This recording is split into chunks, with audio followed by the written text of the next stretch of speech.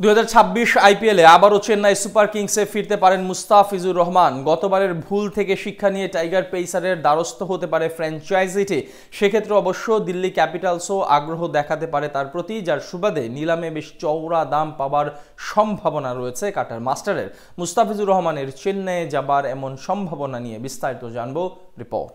Chennai super কিংসের হয়ে নিজের প্রথম আসরে হলুদ জার্সি গায়ে দুর্দান্ত পারফরমেন্স করে নজর কেড়েছিলেন মুস্তাফিজুর রহমান।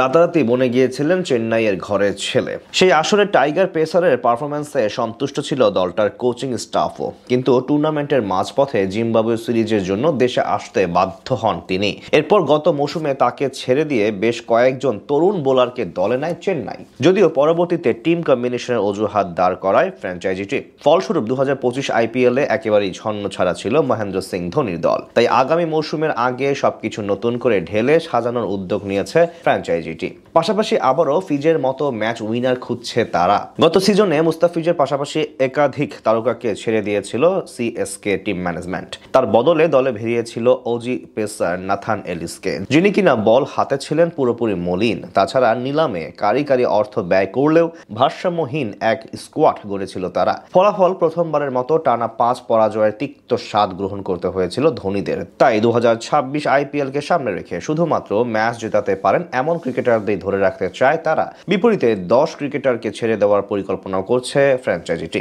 আইপিএল এর আগামী নিলামে নতুন করে দল সাজাতে চাইছেন চেন্নাই সুপার কিংস কর্তৃপক্ষ, যাতে করে তাদের বাঁচতে পারে 34 কোটি রুপি।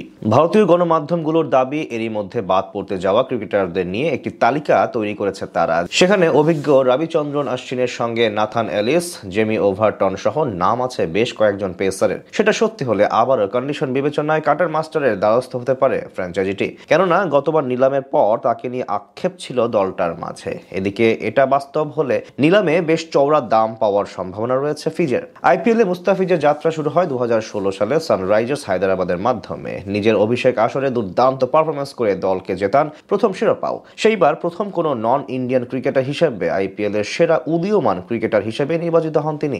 এরপর থেকে নিয়মিত মুখ মুস্তাফিজের। চেন্নাইয়ের হয়ে 2024 সালে 9 ম্যাচে 14 উইকেট শিকার করেছিলেন তিনি। আর গত মৌসুমে আরেক পুরনো দল হয়ে দিল্লির হয়ে 3 ম্যাচে নিয়েছেন 4 উইকেট। তার পারফরমেন্স দেখে অবশ্য দিল্লি ক্যাপিটালসও চাইবে আগামী সিজনের নিলামে তাকে নিতে। তাছাড়া আরো বেশ কিছু ফ্র্যাঞ্চাইজির আগ্রহে আছেন কাটার মাস্টার। এখন একাধিক দল যদি তার প্রতি আগ্রহ দেখায়, তাহলে নিশ্চিতভাবে বেশ মোটা অঙ্কের পারিশ্রমিকেই দল পেতে পারেন মুস্তাফিজুর রহমান।